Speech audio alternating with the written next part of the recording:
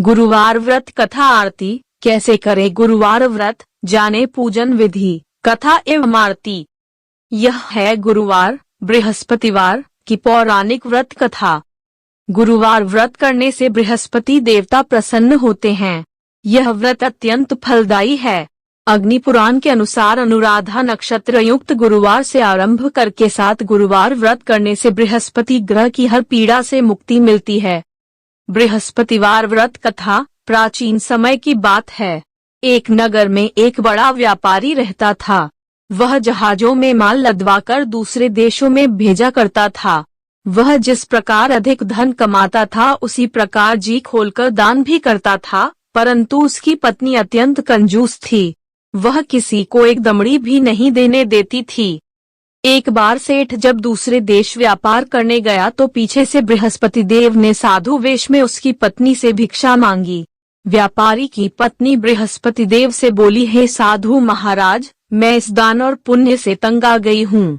आप कोई ऐसा उपाय बताएं जिससे मेरा सारा धन नष्ट हो जाए और मैं आराम से रह सकूं। मैं यह धन लुटता हुआ नहीं देख सकती। बृहस्पति देव ने कहा, हे देवी, तुम बड़ी विचित्र हो। संतान और धन से कोई दुखी होता है। अगर अधिक धन है तो इसे शुभ कार्यों में लगाओ, कुंवारी कन्याओं का विवाह कराओ, विद्यालय और बाग बगीचों का निर्माण कराओ। ऐसे पुण्य कार्य करने से तुम्हारा लोक परलोक सार्थक हो सकता है। परंतु साधु की इन बातों से व्यापारी की पत्नी को खुशी नहीं हुई। उसने कहा, मुझे ऐसे धन की आवश्यकता नहीं है जिसे मैं दान दूं। तब बृहस्पति देव बोले, यदि तुम्हारी ऐसी इच्छा है तो तुम एक उपाय करना। 7 बृहस्पतिवार घर को गोबर से लीपना, अपने केशों को पीली मिट्टी से धोना, केशों को धोते समय स्नान करना, व्यापारी से हजामत बनाने को कहना, भोजन में मांस मदिरा खाना, कपड़े अपने घर धोना। ऐसा करने से तुम्हारा सारा धन नष्ट हो जाएगा। इतना कहकर बृहस्पति देव अंतर्ध्यान हो गए। व्यापारी की पत्नी ने बृहस्पति देव के कहे अनुसार 7 बृहस्पतिवार वैसा ही करने का निश्चय किया। केवल 3 बृहस्पतिवार बीते थे कि उसी समस्त धन संपत्ति नष्ट हो गई और वह परलोक सिधार गई। जब व्यापारी वापस आया तो उसने देखा कि उसका सब कुछ नष्ट हो चुका है। उस व्यापारी ने अपनी पुत्री को सांत्वना दी और दूसरे नगर में जाकर बस गया। वहाँ वह जंगल से लकड़ी काटकर लाता और शहर में बेचता। इस तरह वह अपना जीवन व्यतीत करने लगा। एक दिन उसकी पुत्री ने दही खाने की इच्छा प्रकट की, लेकिन व्यापारी के पास दही खरीदने के पैसे नहीं थे। वह अपनी पुत्री को आश्वासन देकर जंगल में लकड़ी काटने चला गया। वहां एक वृक्ष के नीचे बैठ अपनी पूर्व दशा पर विचार कर रोने लगा। उस दिन बृहस्पतिवार था। तभी वहां बृहस्पति देव साधु के रूप में सेठ के पास आए और बोले, हे मनुष्य, तू इस जंगल में किस चिंता में बैठा है? तब व्यापारी बोला, हे महाराज, आप सब कुछ जानते हैं। इतना कहकर व्यापारी अपनी कहानी सुनाकर रो पड़ा। बृहस्पति देव बोले, देखो बेटा, तुम्हारी पत्नी ने बृहस्पति देव का अपमान किया था, इसी कारण तुम्हारा यह हाल हुआ है। लेकिन अब तुम किसी प्रकार की चिंता मत करो। तुम गुरुवार के दिन बृहस्पति देव का पाठ करो। 2 पैसे के चने और गुड़ को लेकर जल के लोटे में शक्कर डालकर वह अमृत और प्रसाद अपने परिवार के सदस्यों और कथा सुनने वालों में बांट दो।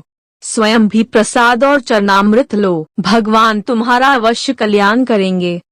साधु की बात सुनकर व्यापारी बोला, महाराज, मुझे तो इतना भी नहीं बचता कि मैं अपनी पुत्री को दही लाकर दे सकूं। इस पर साधु जी बोले, तुम लकड़ियां शहर में बेचने जाना। तुम्हें लकड़ियों के दाम पहले से चौगुने मिलेंगे, जिससे तुम्हारे सारे कार्य सिद्ध हो जाएंगे। उसने लकड़ियां काटी और शहर में बेचने के लिए चल पड़ा। उसकी लकड़ियां अच्छे दाम में बिक गई, जिससे उसने अपनी पुत्री के लिए दही लिया और गुरुवार की कथा हेतु चना गुड़ लेकर कथा की और प्रसाद बांटकर स्वयं भी खाया। उसी दिन से उसकी सभी कठिनाइयां दूर होने लगीं, परंतु अगले बृहस्पतिवार को वह कथा करना भूल गया। अगले दिन वहां के राजा ने एक बड़े यज्ञ का आयोजन कर पूरे नगर के लोगों के लिए भोज का आयोजन किया। राजा की आज्ञा अनुसार पूरा नगर राजा के महल में भोज करने गया, लेकिन व्यापारी व उसकी पुत्री तनिक विलंब से पहुँचे। उन दोनों को राजा ने महल में ले जाकर भोजन कराया। जब वे दोनों लौटकर आए तब रानी ने देखा कि उसका खूंटी पर टंगा हार गायब है। रानी को व्यापारी और उसकी पुत्री पर संदेह हुआ कि उसका हार उन दोनों ने ही चुराया है।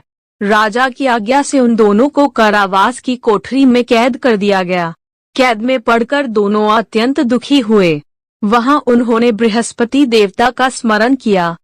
बृहस्पति देव ने प्रकट होकर व्यापारी को उसकी भूल का आभास कराया और उन्हें सलाह दी कि गुरुवार के दिन कैद खाने के दरवाजे पर तुम्हें 2 पैसे मिलेंगे, उनसे तुम चने और मुनक्का मंगवाकर विधि पूर्वक बृहस्पति देवता का पूजन करना, तुम्हारे सब दुख दूर हो जाएंगे। बृहस्पतिवार को कैद खाने के द्वार पर उन्हें 2 पैसे मिले। बाहर सड़क पर एक स्त्री जा रही थी। व्यापारी ने उसे बुलाकर गुड़ और चने लाने को कहा। इस पर वह स्त्री बोली, मैं अपनी बहू के लिए गहने लेने जा रही हूँ, मेरे पास समय नहीं है। इतना कहकर वह चली गई। थोड़ी देर बाद वहाँ से एक और स्त्री निकली। व्यापारी ने उसे बुलाकर कहा कि हे बहन, मुझे बृहस्पतिवार की कथा करनी है, तुम मुझे 2 पैसे का गुड़ चना ला दो। बृहस्पति देव का नाम सुनकर वह स्त्री बोली, भाई मैं तुम्हें अभी गुड़ चना ला कर देती हूँ। मेरा इकलौता पुत्र मर गया है, मैं उसके लिए कफन लेने जा रही थी, लेकिन मैं पहले तुम्हारा काम करूंगी, उसके बाद अपने पुत्र के लिए कफन लाऊंगी। वह स्त्री बाजार से व्यापारी के लिए गुड़ चना ले आई और स्वयं भी बृहस्पति देव की कथा सुनी। कथा के समाप्त होने पर वह स्त्री कफन लेकर अपने घर गई। घर पर लोग उसके पुत्र की लाश को राम नाम सत्य है कहते हुए श्मशान ले जाने की तैयारी कर रहे थे। स्त्री बोली, मुझे अपने लड़के का मुख देख लेने दो। अपने पुत्र का मुख देखकर उस स्त्री ने उसके मुंह में प्रसाद और चरणामृत डाला। प्रसाद और चरणामृत के प्रभाव से वह पुनः जीवित हो गया। दिन निकला तो राजा रानी ने हार खूंटी पर लटका हुआ देखा। राजा ने उस व्यापारी और उसकी पुत्री को रिहा कर दिया और उन्हें आधा राज्य देकर उसकी पुत्री का विवाह उच्च कुल में करवाकर दहेज में हीरे जवाहरात दिए। श्री बृहस्पतिवार की आरती। ओम जय बृहस्पति देवा।